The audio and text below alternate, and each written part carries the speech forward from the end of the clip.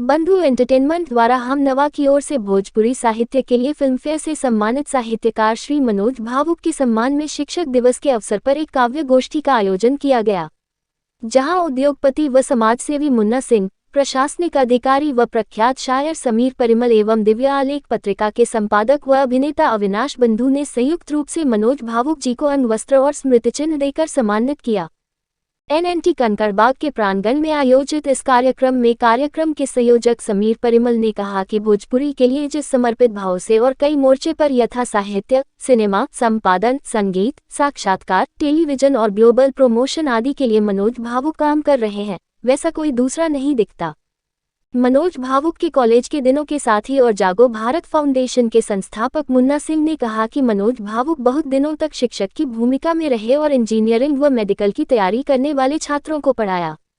बाद में इंजीनियर बने, लेकिन अपने कलात्मक आग्रह और मातृभाषा प्रेम के चलते लंदन की नौकरी छोड़कर भारत लौट आए और मीडिया से जुड़ गए। विभिन्न चैनलों पर प्रोड्यूसर रहे, सारेगामापा जैसा लोकप्रिय शो बनाया, सिनेमा का इतिहास लिखा, गीत गजल की दुनिया में नाम कमाया, कई फिल्मों और धारावाहिकों में काम किया और यह सब कुछ भोजपुरी में, भोजपुरी के लिए किया। विदेशों में भोजपुरी की संस्था कायम की, भोजपुरी के प्रचार प्रसार के लिए कई देशों की यात्रा की। सच कहा जाए तो भोजपुरी में भावुक का लेखन और काम सर चढ़ कर बोलता है।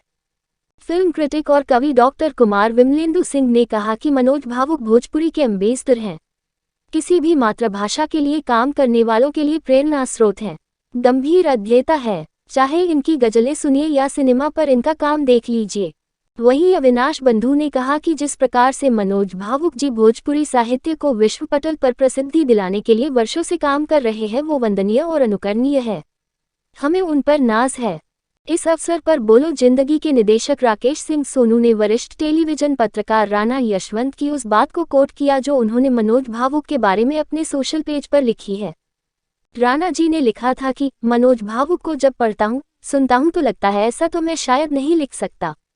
भोजपुरी के संस्कार और उसकी शब्दावली के साथ जो कारीगरी मनोज करते हैं, वह उन्हें इस दौर का सबसे बड़ा भोजपुरी कवि बनाती है। सिर्फ भोजपुरी के लिए आराम की नौकरी छोड़कर जीवन को जोखिम में डालना मनोज ही कर सकते हैं। ये साहस उन्हें एक अजेय योद्धा बनाता है।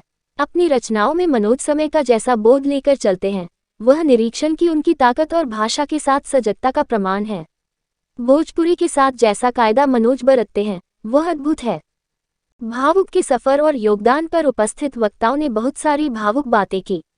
भोजपुरी साहित्यांगन के निदेशक डॉक्टर रंजन विकास ने कहा कि पटना भावुक की कर्मभूमि रही है, यहीं से उन्होंने भोजपुरी लेखन की यात्रा शुरू की। आचार्य पांड्य कपिल व कविवर जगन्नाथ के शिष्य मनोज भावुक ने उनकी लिगेसी को आगे बढ़ाया है।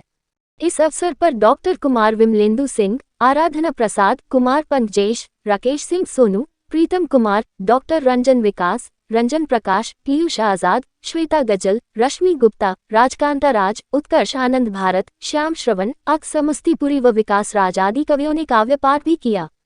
कार्यक्रम का बहुत खूबसूरती से संचालन मोहम्मद नसीम अख्तर और धन्यवाद ज्ञापन अविनाश बंधु ने किया।